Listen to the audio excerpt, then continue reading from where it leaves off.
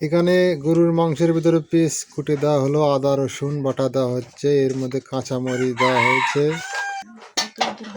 এখানে দেওয়া হচ্ছে ধনিয়া গুঁড়া 1 চামচ পরিমাণ, 1.5 চামচ ধনিয়া গুঁড়া, 1 চামচ সাদা এলাচ, গরম মশলা আর দেনা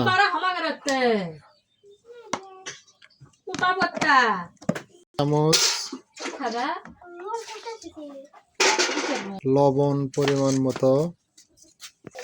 হলুদ পরিমাণ মতো, মিরি গুঁড়া লঙ্কা,